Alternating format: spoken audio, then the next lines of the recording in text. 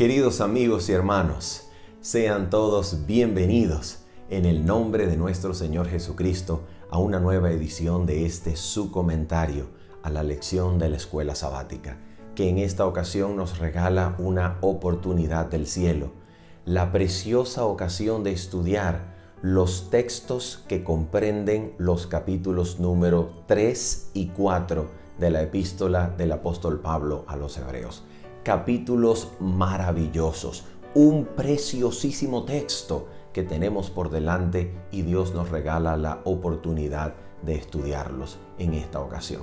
Así que antes de orar, como vamos a hacer a continuación, sencillamente queremos recordar que si esta es la primera vez que sintonizas este repaso, comentario de la lección de la escuela sabática, este comentario grabado tiene un complemento totalmente en vivo que llevamos a cabo el día sábado a las 7:30 de la mañana, hora de Venezuela, para que puedas conectarte con nosotros, compartir en vivo el comentario a la lección de la escuela sabática y de esta manera responder en la gracia y en el temor de nuestro Señor Jesucristo cualquier inquietud y cualquier pregunta que haya surgido durante tu estudio personal de la lección y del texto bíblico durante la semana.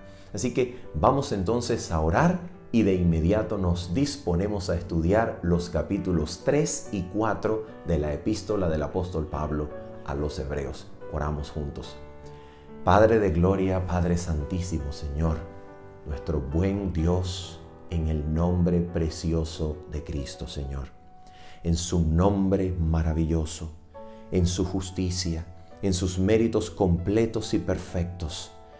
Allí, Señor, escondidos en Cristo, nos acercamos delante de tu trono, Señor, para pedirte el cumplimiento de tu preciosa promesa, aquella, Señor, en la cual prometiste enviar tu Santo Espíritu para que instruya, para que guíe la mente y corazón de toda aquella persona que por la fe se acerca a ti, Señor. Permítenos ver a Cristo, Padre. Permítenos contemplarle y al contemplarle, Señor, ser transformados y atraídos por su poder. En el precioso nombre de Cristo Jesús lo pedimos y lo agradecemos. Amén y amén. Bien, queridos hermanos, vamos a abrir entonces nuestras Biblias, por favor, en Hebreos capítulo número 3. Y antes de comenzar a leer el mismísimo primer versículo, nosotros necesitamos hacer una introducción a manera de repaso también de lo que hemos dicho anteriormente para que la lectura del capítulo 3 y 4 de Hebreos pueda caer en su lugar apropiado, para que esta lectura pueda hacerse en el contexto apropiado de la epístola. Nota esto.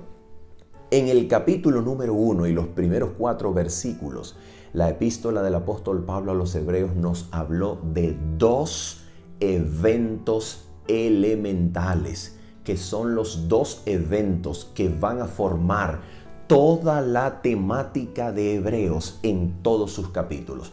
¿Cuáles son esos 2 eventos? Número 1, Dios en Cristo volvió a hablar a la humanidad en los tiempos de cumplimiento. Número 2, Dios el Padre sentó a Cristo a la diestra de su trono en la majestad de las alturas después de haber purificado los pecados. Estos son los 2 eventos y se resumen sencillamente en que en Cristo, por medio de Cristo, al haber Cristo asumido la humanidad, al representar Cristo a la familia humana entera, Cristo Jesús ha devuelto al favor eterno del Padre de Gloria toda la familia humana. Cristo restauró al favor de Dios toda la familia humana.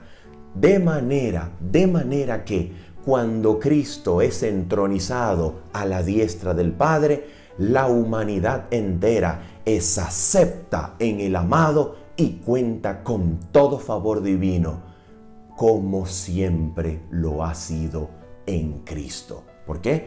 Porque la gracia que de Dios proviene en Cristo se nos ha ministrado por medio de Cristo desde antes de los tiempos de los siglos, porque esa gracia nos fue concedida en la persona de Cristo, quien nos representa desde antes de la fundación del mundo. Entonces, estos dos eventos, Dios habló y Dios sentó, se resumen en que la humanidad entera ha sido acepta en el amado delante del trono del Padre Celestial.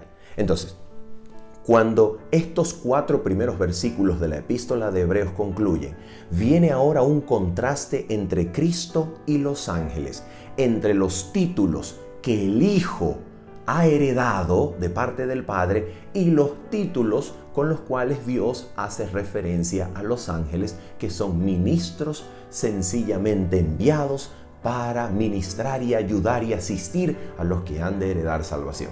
En este contraste entre Cristo y los ángeles se utilizan 3 salmos principales que tienen un elemento en común. ¿Cuáles son los salmos? El Salmo número 2, el Salmo 45 y el Salmo 110. ¿Cuál es el elemento en común de estos 3 salmos?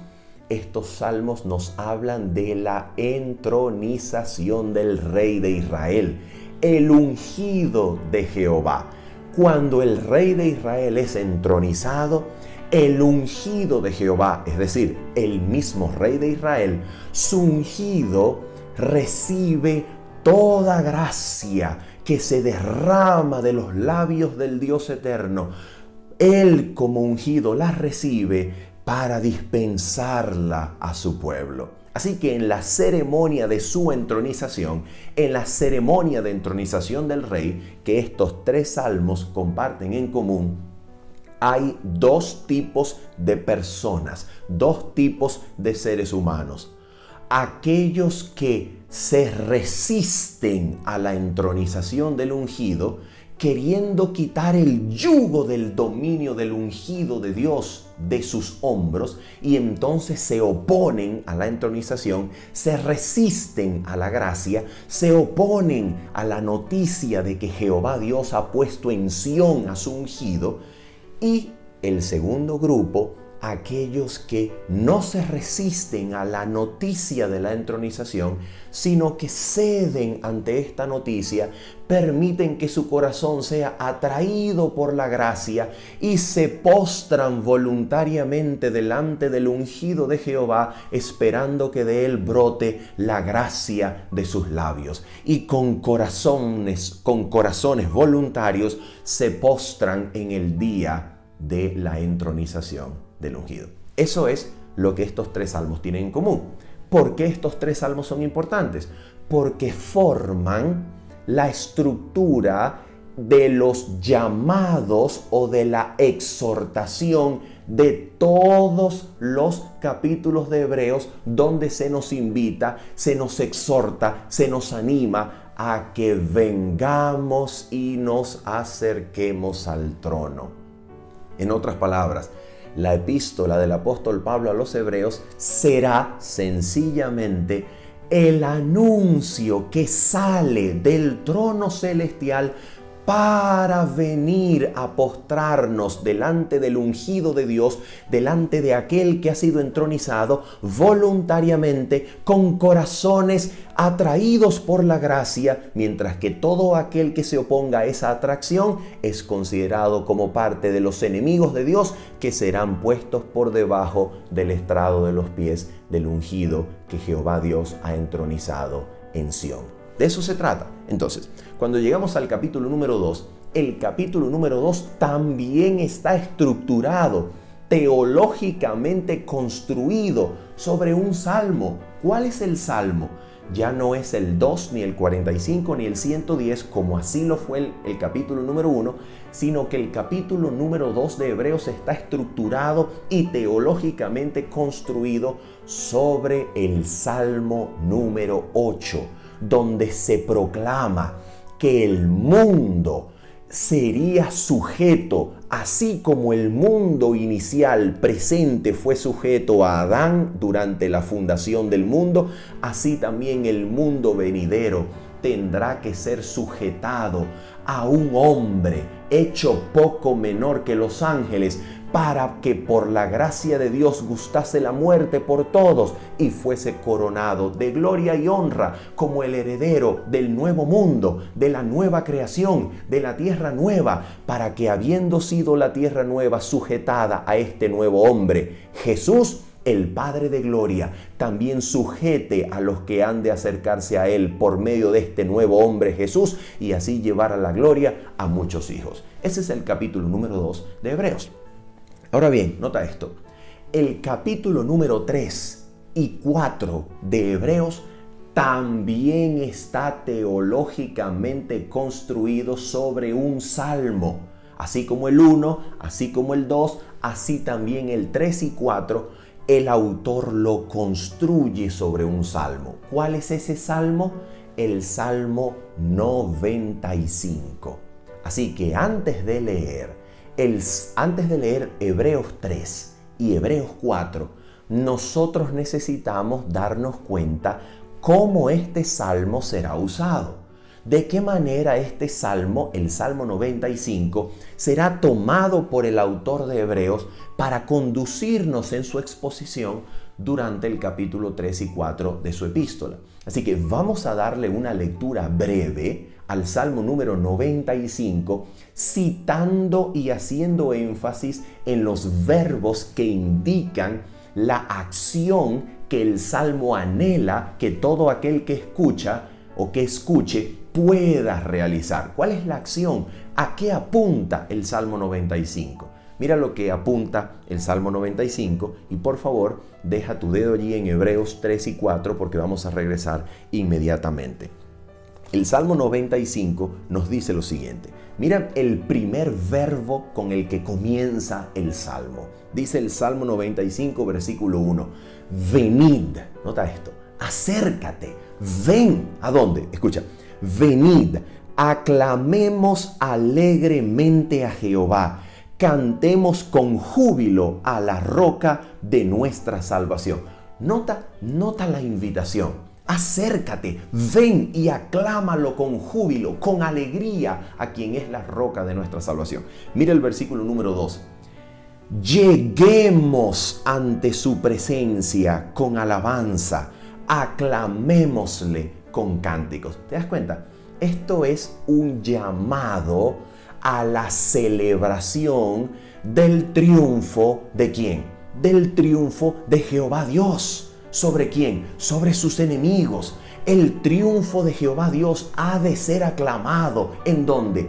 En el lugar de su presencia. A ese lugar a donde Él está entronizado, el Salmo 95 te está invitando a acceder. Y te dice en el primer versículo, venid. Y en el segundo te dice, lleguemos ante su presencia. Aclamémosle con júbilo. ¿A dónde quiere el Salmo llevarnos? Al lugar donde el ungido entronizado está. Allí, ante su presencia, debemos nosotros venir, acercarnos a Él delante de su trono. Sigue diciendo el Salmo. ¿Por qué? A ver, ¿por qué nos invita? Mira por qué. Número 1 dice, porque Jehová es Dios grande y Rey grande sobre todos los dioses. ¿Te das cuenta? Él ha triunfado, es el único Rey, es el único Dios. Ahora dice, porque en su mano están las profundidades de la tierra y las alturas de los montes son suyas. Suyo también el mar, pues Él lo hizo y sus manos formaron la tierra seca. Venid, nuevamente, versículo 6. Venid, adoremos, postrémonos, arrodillémonos delante de Jehová nuestro Hacedor, porque Él es nuestro Dios, nosotros el pueblo de su prado y ovejas de su mano. Entonces, de acuerdo a estos primeros versículos del Salmo 95, ¿qué es lo que anhela el Espíritu Santo que ha tomado la mente del salmista que tú y yo hagamos? ¿Qué es lo que el Espíritu Santo anhela cuando nosotros oigamos este salmo? ¿Cuál es la intención del Espíritu?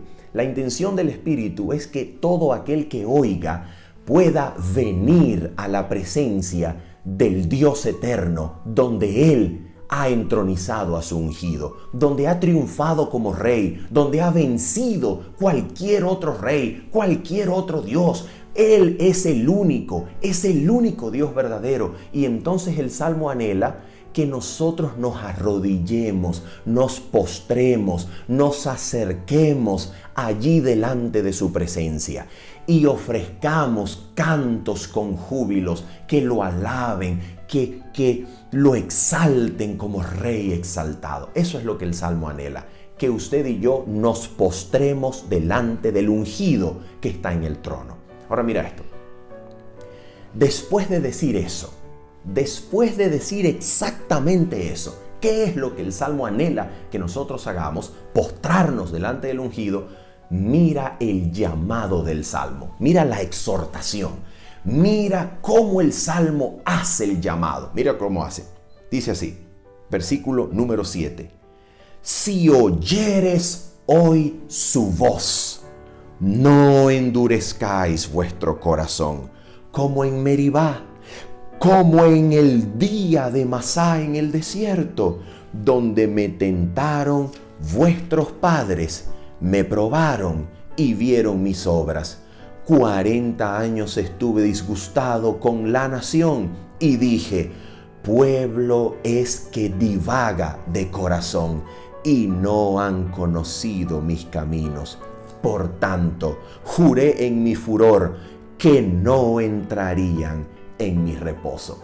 Oh, mira lo que esto significa por amor al cielo. Mira lo que esto significa. Es decir, el Salmo te dice en primer lugar, ven, arrodíllate, póstrate, llega ante su presencia y aclámalo con júbilo. Muy bien. Y luego el Salmo te hace un llamado y el Salmo te dice, si hoy oyes su voz, no endurezcas tu corazón. La pregunta es, ¿qué significa endurecer el corazón en este contexto?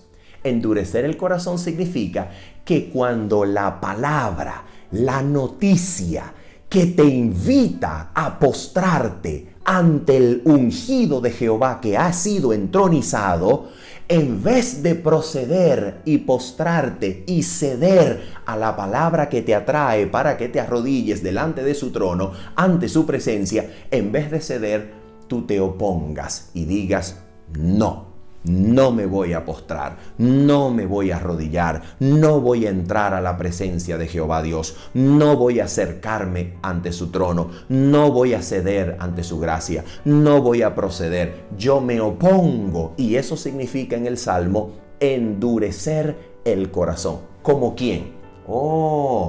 Endurecer el corazón como la generación que en Números 14 endureció su corazón y no quiso entrar al lugar prometido por Jehová Dios, donde Él les daría reposo. ¿Dónde está ese texto?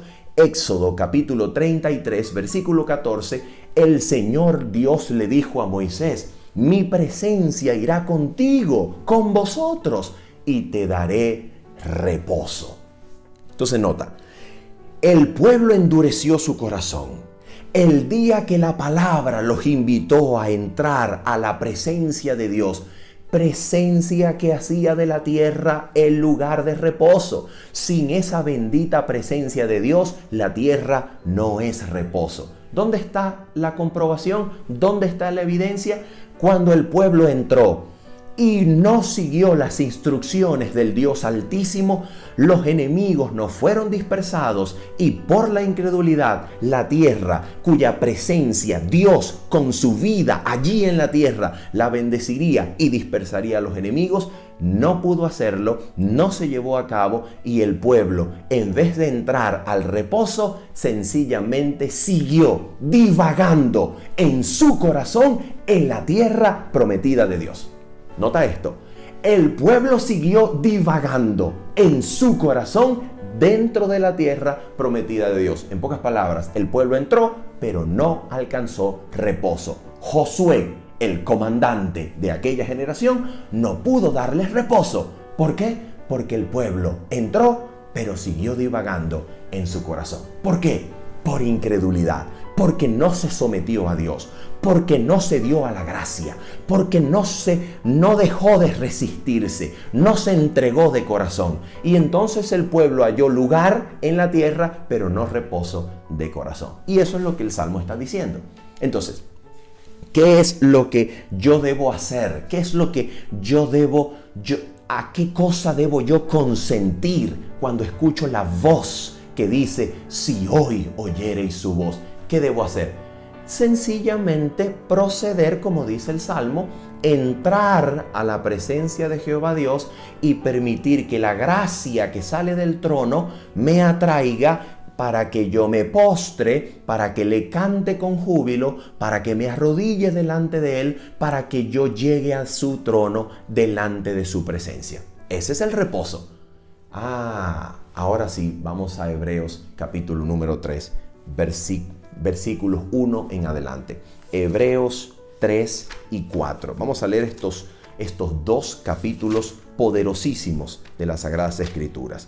Hebreos capítulo número 3, y vamos a comenzar por favor en el versículo número 1. Nota lo que dice y cómo comienza este texto. Maravilloso. Dice así: por tanto, Hebreos 3, versículo 1.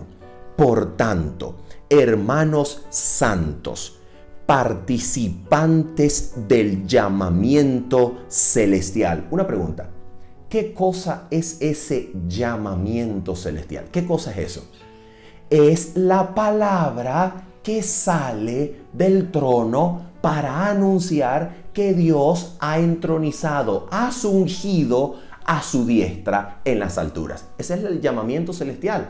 Es la palabra de la entronización que sale del trono para que todo aquel que la oiga quede responsablemente ante la decisión de ceder y postrarse o de resistirse y ser considerado como enemigo que ha de ser traído a los pies. ¿Te das cuenta?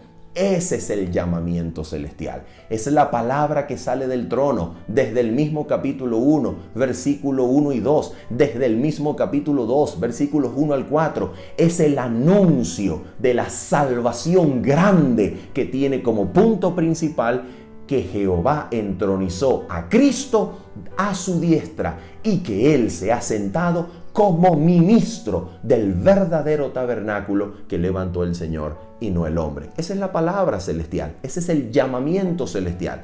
Entonces, todo aquel que oye ese llamamiento es participante responsablemente del mismo, bien para ceder y ser atraído al trono, o bien para resistirse y ser sometido a los pies como si fuese un enemigo. Ahora dice así entonces, ¿qué es lo que debemos hacer? Escucha: por tanto, hermanos santos, participantes del llamamiento celestial, considerad al apóstol y sumo sacerdote de nuestra profesión, Cristo Jesús. ¿Qué es lo que resume absolutamente el deber cristiano de alguien que oye la palabra celestial, el llamamiento celestial que procede del trono? ¿Qué es lo que resume? Considerad a Cristo. Hay que considerarlo, hay que entregarle el pensamiento, hay que poner en él la vista y mirándolo, contemplándolo, viéndolo en su perfección, en la hermosura de su santidad, viendo los méritos perfectos y completos conseguidos por Él, contemplándolo más, acercándose más, mirándolo más, poniendo en Él la atención. Él nos transformará a su imagen por el Espíritu del Señor de gloria en gloria. Eso es todo lo que un creyente ha de hacer. Poner su mirada en Cristo y allí retenerla para que Él, que es el autor de la fe, también perfeccione la mirada de fe en Él y nos haga transformar a la imagen de su mismo ser. Eso es lo que enseña la Escritura. Así que dice entonces el versículo número 2, compara los versículos números 2 al versículo 6 compara a Cristo con Moisés y nos dice algo sumamente interesante. Vamos a leerlo rápidamente y miramos el punto detalladamente. Dice rápidamente lo siguiente: el cual es fiel al que lo constituyó, como también lo fue Moisés en toda la casa de Dios.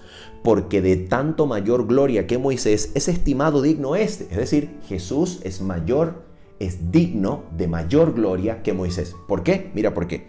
Cuanto tiene mayor honra que la casa el que la hizo. Entonces, Moisés era mayordomo de la casa de Dios. Cristo es siervo de la casa de Dios, pero también es el constructor de la casa. ¿Te das cuenta lo que eso significa? Mira lo que dice el versículo número 4. Porque toda casa es hecha por alguno, pero el que hizo todas las cosas es Dios. Así que si a Cristo se le llama en el verso 3 constructor de la casa de Dios, pero en el verso 4 se dice que es Dios quien construye todas las cosas, ¿quién es el constructor de la casa de Dios? Cristo, que es Dios, es el constructor de su casa. Por eso es digno de mayor gloria que Moisés, cuanto el constructor de la casa es de mayor gloria que aquel que la cuida y que es el mayordomo sobre ella. ¿Te das cuenta? Entonces dice el versículo número 5 y 6. Y Moisés a la verdad fue fiel en toda la casa de Dios como siervo para testimonio de lo que se iba a decir. Pero Cristo como hijo sobre su casa, así que Cristo es el hijo de la casa, es el constructor de la casa como Dios. Aparte también es el que cuida la casa. Y es una cosa maravillosa. Dice, versículo 6, pero Cristo como hijo sobre su casa, ¿quién es la casa? La cual casa somos nosotros si retenemos firme hasta el fin la confianza y el gloriarnos en la esperanza. ¿Quién constituye el pueblo de Dios? Todo aquel que pone su mirada en Cristo y retiene hasta el fin la confianza en el constructor, hijo y guía de la casa. El que retenga su confianza en Cristo pertenece a la casa de Dios. Eso es lo que enseña la Escritura. Y atención, es lo que toda la Biblia ha enseñado. Israel, desde Génesis hasta Apocalipsis, lo constituye la fe en la promesa, la fe en el Redentor prometido. Israel no lo constituye nada más ni nadie más, sino aquel que con fe cree en la promesa que Dios le hizo a Adán, a Abraham, y la ha repetido en cada generación. Ese es Israel. Y es exactamente lo que dice el texto en Hebreos capítulo 3, versículo 6. El que retenga su confianza hasta el fin, ese es parte de Israel. Ahora mira esto. Versículo número 7. Dice así. Aquí viene el Salmo número 95. Mira cómo se introduce y mira cómo se desarrolla. Por lo cual, como dice el Espíritu Santo, si oyereis hoy su voz, no endurezcáis vuestros corazones como en la provocación, en el día de la tentación en el desierto, donde me tentaron vuestros padres, me probaron y vieron mis obras 40 años. A causa de lo cual me disgusté contra esa generación y dije, siempre andan vagando en su corazón y no han conocido mis caminos. Por tanto, juré en mi ira, no entrarán en mi reposo. Ahora mira cómo es la conexión inmediata con la exhortación, con el llamado, con la invitación del autor de Hebreos en el versículo número 12. Mira cómo aplica el Salmo. Dice así: mirad, hermanos, que no haya en ninguno de vosotros corazón malo de incredulidad para apartarse del Dios vivo. La pregunta es, atención con lo que vamos a decir. ¿Cómo se descubre el corazón malo que es posible que alguno tenga en medio de ese grupo, al cual el autor de Hebreos está llamando, exhortando? ¿Cómo se puede descubrir la maldad, la incredulidad del corazón? Que como raíz de amargura pueda brotar para llevar a ese individuo a apartarse del Dios vivo. ¿Cómo se descubre? Ah, mira qué interesante. Y aquí vamos a hacer un salto al capítulo número 4. Resulta que en el capítulo 4, versículo número 12 y 13, Hebreos nos dice lo siguiente. Mira lo que nos dice.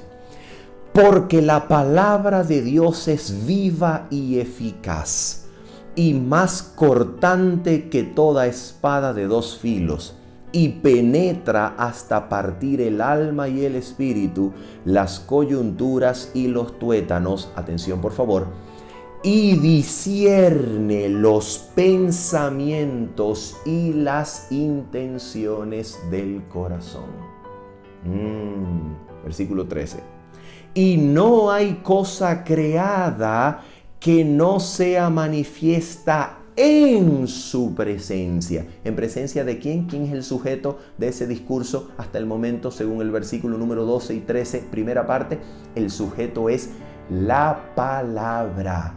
Ante la presencia de la palabra del Dios vivo, todo queda como desnudo y descubierto. Sigue diciendo el texto. Antes bien, todas las cosas están desnudas y abiertas a los ojos de aquel a quien tenemos que dar cuenta. Pregunto, pero si el texto del versículo 12 y la primera parte del versículo 13 está hablando explícitamente sobre la palabra, ¿cómo es que la última parte del versículo 13 dice que ante esa palabra todo queda abierto y ya no dice ante la palabra, sino que dice ante los ojos de aquel a quien tenemos que dar cuenta? ¿Cómo es eso? Oh, escucha esto. Los ojos de Jehová Dios, los ojos del Dios viviente van en la palabra. ¿Te das cuenta? La palabra descubre lo que hay en el corazón. La palabra que sale de la boca de Dios descubre lo que se oculta en el corazón, discierne los pensamientos y las intenciones del corazón y por medio de la palabra se revela lo que ha de ser manifiesto ante los ojos del Dios vivo. Así que cuando la palabra sale de su trono con el llamamiento celestial que invita a postrarse ante el ungido o a resistirse y ser considerado enemigo, esa palabra revela ante los ojos de Dios lo que hay en el corazón.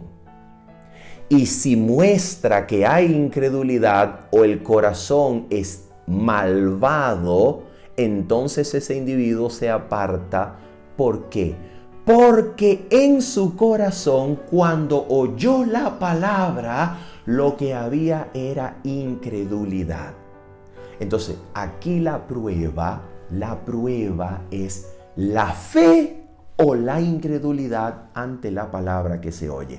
Cuando yo oigo la palabra que sale del trono, yo creeré o yo me resistiré a creer. Eso es lo que determina cuando la palabra parta y abra el corazón, de qué lado estaremos. Si del lado de los que se postran voluntariamente ante el trono o del lado de los que se resisten y serán llevados al pie del trono como enemigos. Y esto es interesantísimo, Así que atención. La aplicación del Salmo es: mirad, hermanos, que no haya en ninguno de vosotros corazón malo de incredulidad para apartarse del Dios vivo. Antes, exhortaos los unos a los otros, atención, entre tanto que se dice hoy. ¿Cómo así? ¿Cómo que entre tanto que se dice hoy? Oh, resulta que como el versículo 12 y 13 del capítulo 4 nos dijo, la palabra de Dios es viva y eficaz. ¿Qué quiere decir eso? Quiere decir que aquella palabra del Salmo 95 que se escribió alrededor del año 1000 antes de Cristo, probablemente por el salmista David, el mismo rey David, esa palabra que se escribió aproximadamente alrededor del año 1000 antes de Cristo, y esa palabra al escribirse hoy, ese hoy perdura y sigue vivo hasta hoy. ¿Te das cuenta? Porque la palabra es viva y aunque se escribió hace aproximadamente 3000 y algo de años, cada vez que se lee, el hoy nos trae a la realidad presente de hoy la invitación para entrar hoy a su reposo. ¿Te das cuenta? Es decir, aunque se haya escrito aproximadamente hace 3000 años atrás, cada vez que se lee hoy, cuando usted y yo oímos, esa palabra sigue viva y eficaz, invitándonos a entrar en el reposo que dura y permanece hasta hoy. Y ahora de eso va a hablar el capítulo 4, de la permanencia, de la vigencia, del reposo amparado en la permanencia del hoy y en la permanencia de un reposo que está abierto, invitando desde la creación. Mira lo que va a decir ahora. Atención. Versículo número 14. Porque somos hechos participantes de Cristo, con tal que retengamos firme hasta el fin nuestra confianza del principio. Lo que dijimos ya en el versículo número 6 del capítulo número 3. ¿Quién es Israel? ¿Quién pertenece al pueblo? Aquel que retenga su confianza hasta el fin. Aquí dice, ¿quién es participante de Cristo? Aquel que retenga su confianza hasta el fin. ¿Por qué? Porque había amenazas de dejar de seguir a Cristo por causa del peligro y las persecuciones judías y romanas, vituperando el nombre de Cristo en la arena pública para evitar la muerte y el sufrimiento al cual bajo amenaza del cual los cristianos estaban temiendo. Ahora dice así, versículo 15.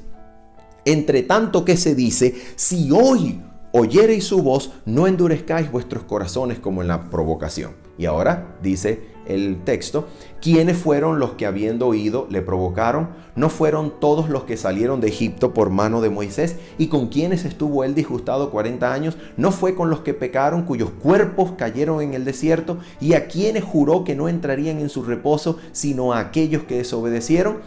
Vemos, dice, y vemos que no pudieron entrar a causa de su incredulidad.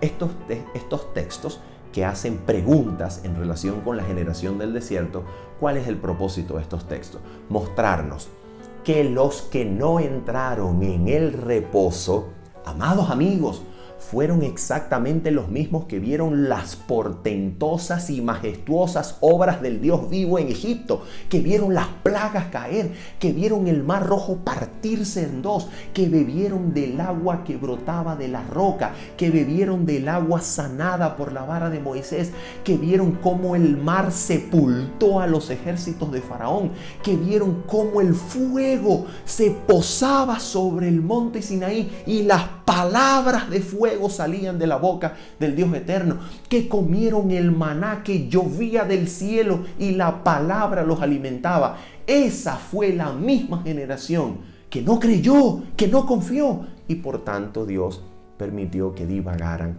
en el desierto 40 años hasta que sus cuerpos cayeran muertos en el desierto. ¿Por qué? Porque ¿qué otra cosa se puede hacer por aquella generación que bebió el agua de la roca que era Cristo? ¿Qué puede hacerse más por esa generación? ¿Qué puede hacer Dios por alguien quien ha visto, quien ha vivido, quien ha sido sostenido literalmente por la palabra de Cristo, que le llueve pan y le da agua de la roca? ¿Qué más puede hacer Dios por aquella generación? Esto es el resultado de el pecar contra el Espíritu Santo, que no es más que la permanencia, pero acérrima, la permanencia terrible en la incredulidad, negarse a creer. Y atención con esto, para negarse a creer, a pesar de todo lo que esta gente había visto, hace falta bastante esfuerzo de su parte, para negarse a la fe, a pesar de haber visto todo esto. Ahora mira, el capítulo número 4 introduce así: temamos pues, no sea que permaneciendo aún la promesa de entrar en su reposo. A ver, ¿en qué cosa se ampara esta declaración? ¿Dónde está amparada el hecho de que el reposo y la invitación para entrar en él todavía permanece? Hasta este punto, ¿en dónde se ampara esta declaración?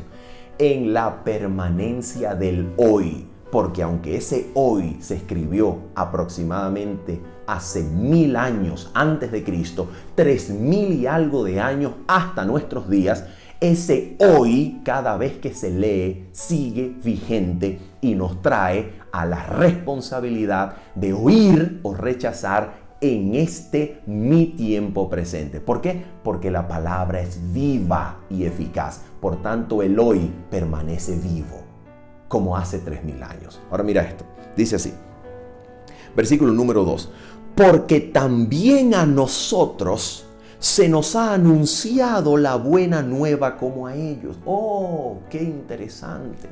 El texto en griego dice que a nosotros también, como a la generación del desierto, cuyos cuerpos cayeron muertos en el desierto, a nosotros como a ellos se nos evangelizó. Se nos dio la buena nueva, se nos dio el evangelio. En otras palabras, de la misma manera como el hoy de hace 3000 años sigue en permanencia y vigencia hoy, porque está vivo, porque la palabra de Dios es viva, de la misma manera el evangelio ha sido anunciado desde la fundación del mundo. Tan pronto como hubo pecado hasta el día de hoy, el evangelio, la gracia de Cristo y la intercesión bendita de nuestro Redentor es la razón por la cual hoy oímos aún su voz.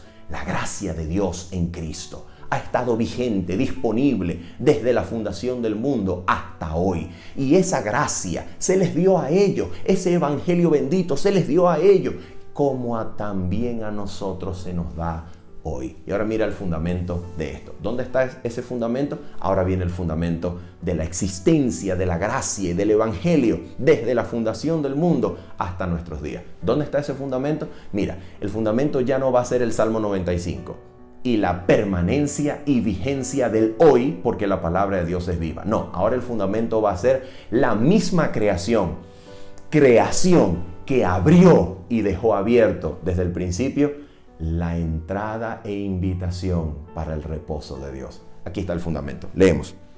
Versículo número 3 en adelante.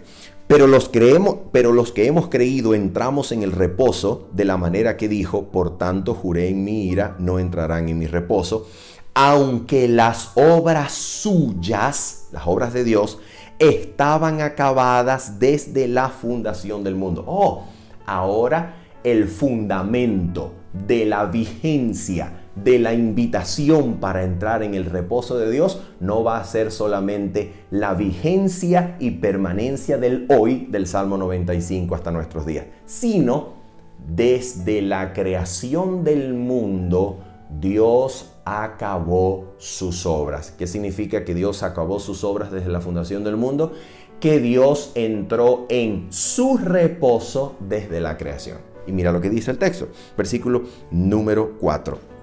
Porque en cierto lugar dijo así del séptimo día, y reposó Dios de todas sus obras en el séptimo día. Y otra vez aquí, no entrarán en mi reposo. Mira, es decir, el autor te está diciendo, aquí tenemos los dos fundamentos de la vigencia y de la permanencia, de la invitación para que ustedes que oyen puedan entrar en el reposo de Dios. Estos son los dos fundamentos, la permanencia del hoy del Salmo 95 y la permanencia abierta del reposo de Dios desde la creación. ¿Cuál? El séptimo día sábado. Es desde la fundación del mundo el reposo de Dios que permanece abierto hasta nuestros días. ¿Por qué permanece abierto el día sábado como invitación para entrar en el reposo de Dios? Mira esto, todos los días de la creación terminan con la frase Vayhi Erev, Vayhi Boker, Yom Echad. Vayhi Erev, Vayhi Boker, Yom Sheni. Es decir, y fue la tarde y la mañana el primer día, y fue la tarde y la mañana el segundo. Pero el sábado no fue cerrado. No hay ningún texto que diga, y fue la tarde y la mañana el séptimo día, sábado. No hay un texto. Entonces, si el sábado no se cerró, es porque desde la creación Dios reposa de sus obras. ¿Para qué? Para que de la misma manera como Dios reposó de sus obras, porque la creación había sido perfecta y completa, no se le podía añadir más nada. De la misma manera hoy, nuestro Cristo Redentor, el Hijo bendito de Dios, terminó y finalizó su obra redentora el día que murió en la cruz, y el sábado descansó en el sepulcro. Su obra de redención fue completada. La redención es una obra completa por Cristo, para que nada más se le pueda añadir. Y nos llega a nosotros como una invitación que solamente puedo recibir y aceptar. De la misma manera como no puedo ni siquiera crear una partícula de vida para añadir a la creación completa de Dios, no puedo crear ni siquiera una partícula de obra humana que me dé acceso y derecho a la redención. La redención está completa en Cristo, y yo, si quiero recibirla, solamente la recibo de la misma manera en que Adán y Eva recibieron el séptimo día de reposo, como un reposo, como un cesar de toda obra. Ante la invitación de la redención de Cristo, yo solamente puedo cesar, puedo dejar de obrar, porque la redención me es dada en Cristo. Es una obra completada, me es dada en Cristo, y ante esa invitación yo solamente puedo cesar, puedo dejar de obrar, porque no es por obras, sino por gracia. ¿Y qué es lo que esto significa? Oh, mira esto. Versículo número 6. Por lo tanto, puesto que falta que algunos entren en él, en el reposo que está abierto desde la creación, en el reposo del día sábado, por lo tanto, puesto que falta que algunos entren en él, y aquellos a quienes primero se les anunció la buena nueva, el evangelio, no entraron por causa de desobediencia, otra vez determina un día. Es decir, aquellos que no entraron en el reposo de Dios que estaba vigente desde la creación, y no entraron en el reposo que iba a ser la característica de la vida en la tierra prometida, porque la presencia de Dios iba a habitar en esa tierra como había habitado en el día sábado desde la creación de manera especial. Pero el pueblo no entró en ese reposo, porque aunque lograron entrar a la tierra, siguieron divagando en sus corazones y no conocieron los caminos del Dios vivo. Por tanto, estos que entran no logran alcanzar el reposo. Ahora Dios determina de nuevo otro día. Atención. Esto no significa que Dios anula el reposo del sábado y determina otro día cualquiera a través del hoy del Salmo 95. No, lo que significa es que Dios reitera su invitación hoy al decir: si hoy oyeres su voz. ¿Cómo sabemos eso? ¿Cómo sabemos que el hoy del Salmo 95 no es la eliminación del día de reposo para que podamos reposar ahora en cualquier día de la semana sin importar cuál sea el día de reposo? ¿Cómo sabemos eso? Mira cómo lo sabemos. Versículo número 6 hasta el versículo número 9 en adelante. Dice: por lo tanto, puesto que falta que algunos entren en él, y aquellos a quienes primero se les anunció la buena nueva no entraron por causa de desobediencia, otra vez determina un día, hoy, diciendo después de tanto tiempo por medio de David, como se dijo: si oyeres hoy su voz, no endurezcáis vuestros corazones. Versículo 8.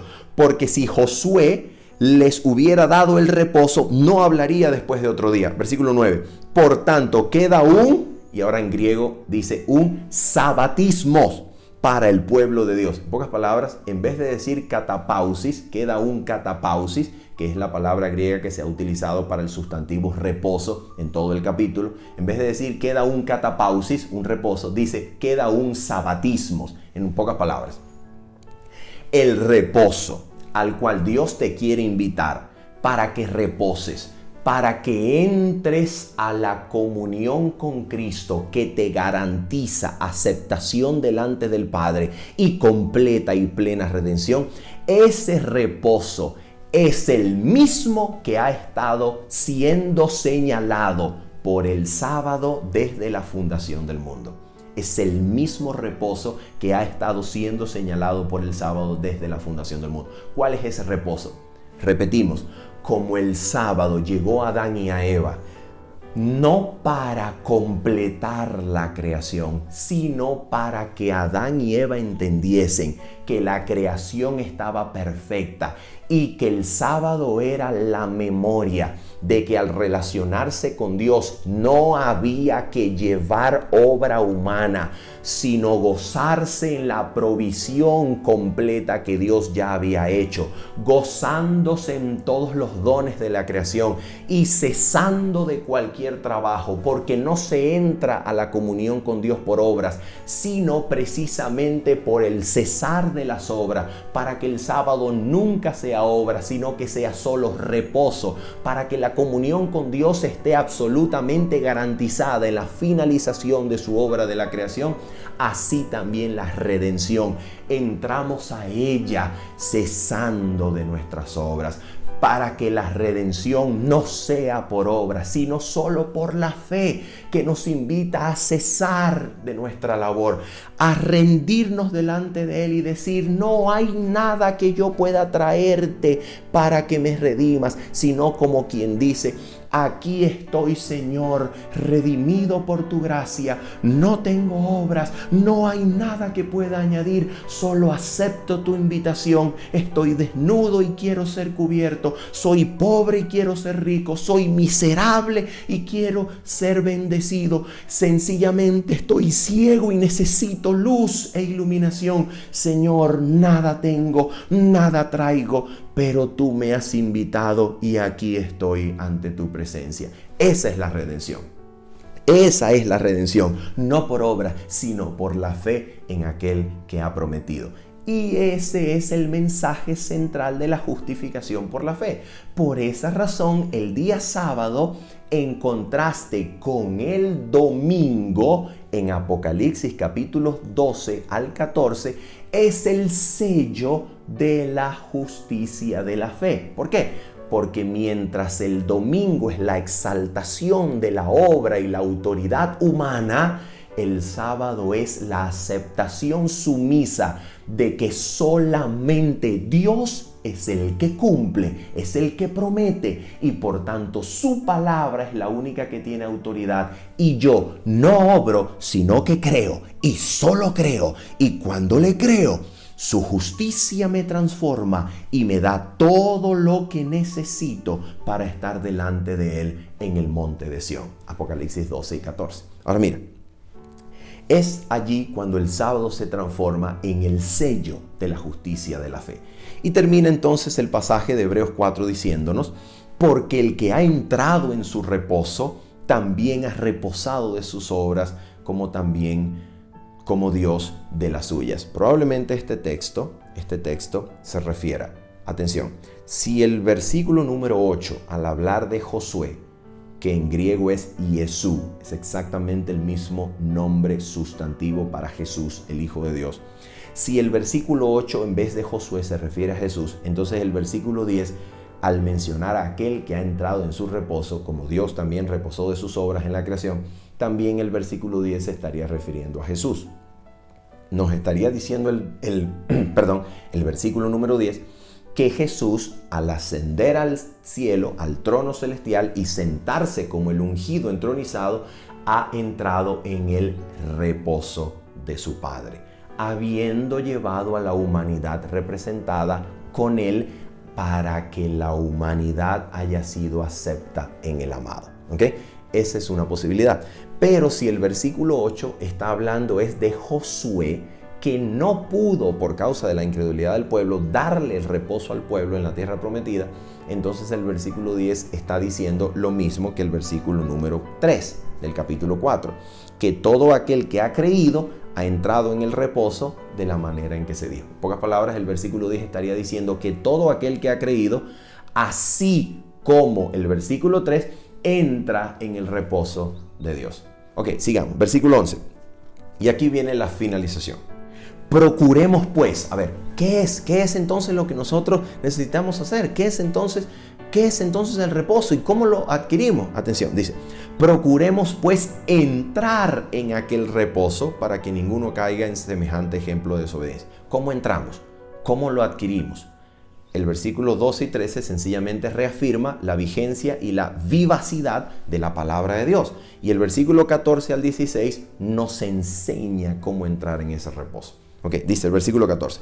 Por tanto, teniendo un gran sumo sacerdote que traspasó los cielos, Jesús, el Hijo de Dios, retengamos nuestra profesión. Ok. De acuerdo con el versículo 14, entonces probablemente el versículo 10, al hablar de aquel que entró a su reposo, como Dios reposó de sus obras en la creación, se refiere también a Jesús. El versículo 10 entonces se estaría refiriendo a Jesús. Y el versículo 8, en vez de Josué, probablemente se está refiriendo a Jesús en este sentido. Jesucristo, por causa de la incredulidad del pueblo, no pudo concederles el reposo a la generación que salió de Egipto. Pero ahora quien crea en Él, entra con Él juntamente a su reposo, como Él entró a su reposo cuando ascendió y fue entronizado. ¿En qué sentido usted y yo entramos con Cristo en su reposo cuando Él fue entronizado? En este sentido. Cuando Cristo fue entronizado, Cristo fue abrazado por Dios su Padre, siendo semejante a nosotros. ¿Qué sentido tiene esto? Que Dios estaba sentando en su trono de gloria, ya no a uno que había compartido con Él desde los días de la eternidad el trono. Ahora está sentando a uno que no solamente llevaba la divinidad preexistente al trono, sino que ahora llevaba la humanidad unida a la divinidad, para que aquel que fue sentado en el trono, adorado por los ángeles como triunfante y abrazado por Dios su Padre, sea Dios hombre unido para siempre, la humanidad y la divinidad unidas para los siglos de los siglos, para que esa sea la garantía de que Dios ya aceptó a la humanidad en Cristo, en su trono. Y si Dios ya aceptó a la humanidad en su trono, representada en la humanidad de su Hijo, quiere decir que yo puedo creer que cuando me llega la noticia para entrar en su reposo, para entrar a su presencia, ya yo fui aceptado y puedo entrar en tranquilidad, en paz y en reposo, sin incertidumbre que pregunta, ¿seré acepto? ¿Seré salvo? No, porque ya me aceptó Cristo cuando llevó mi humanidad al trono. Ya fui acepto, así que entro sin buscar llevar algo mío, una obra mía, sino que entro como quien reposa sabiendo que mi aceptación no depende de mí, sino depende de que Dios aceptó a Cristo representándome en el trono del universo. Por eso es un reposo. ¿Qué es el reposo? Entrar a su presencia, porque juntamente con Cristo nos sentamos en el trono por la fe y se nos da alcance a toda comunión con el Padre Celestial.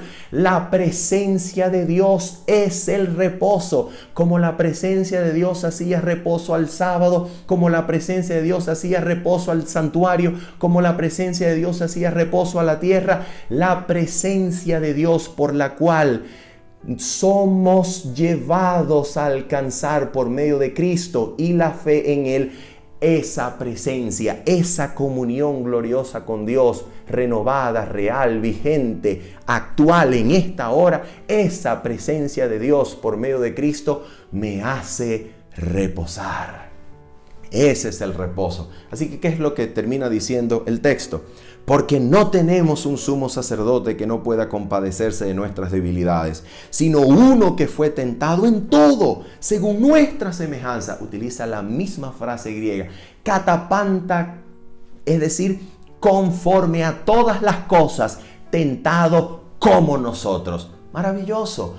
Esto nos enseña que podemos acercarnos por fe y en reposo, sin incertidumbre. ¿Por qué? Porque el que ha sido sentado conoce mis debilidades y a pesar de conocerlas, ya me sentó juntamente con él, representándome en su humanidad, uniéndome con el trono del poder infinito para que yo ahora tenga acceso a esa presencia bendita que hace de mis debilidades la fuerza del poder de Dios para que en mi debilidad su poder se perfeccione. ¿Te das cuenta? Y termina diciendo entonces el texto: acerquémonos pues, como el Salmo 95. Venid, postremos, arrodillémonos, acerquémonos. El Salmo 95 ahora repite su llamado y su voz en el versículo 16 de Hebreos 4. Acerquémonos pues confiadamente. ¿A dónde? Al lugar de su presencia. ¿Dónde está? Al trono de la gracia, para alcanzar misericordia y hallar gracia para el oportuno socorro. Acércate a su presencia y entra con reposo, entra con paz y tranquilidad, sin incertidumbre ni angustia, pensando si serás acepto, si serás salvo o no. No. Como Él ya fue entronizado, llevando nuestra humanidad al más alto cielo, entonces usted y yo hemos sido aceptos ya en el amado, para que Dios, habiendo unido la divinidad con la humanidad en el trono de gloria, nos dé la garantía de que al ceder a la gracia nos uniremos al trono de todo poder infinito, para que en nuestra debilidad la fuerza de Dios se perfeccione y crezcamos a su semejanza y lleguemos a alcanzar la vida que Dios anhela que vivamos. Por eso el texto dice: para hallar gracia para el oportuno socorro. Socorro en la tentación, socorro en el peligro, socorro en las vicisitudes de la vida, socorro en todo. Su gracia me da socorro y en medio de la dificultad puedo reposar. Ese es el reposo de Dios. En la presencia de Dios hay descanso. En la presencia de Dios hay poder. En la presencia de Dios hay garantía de victoria. Ese es el reposo. Las dificultades no me quiebran. Las dificultades no me abruman, porque su poder se perfecciona en la debilidad. He allí el reposo. Su presencia es poder. Poder para toda debilidad. Poder para todo peligro. Por tanto, puedo reposar. Habiendo dicho esto y esperando que haya sido de crecimiento, de desarrollo para tu vida en la gracia de nuestro Señor Jesucristo, se despide de ti tu servidor Manuel Ospino diciéndote: nos vemos el día sábado, 7:30 de la mañana, hora de Venezuela. Bendiciones. Chao, chao.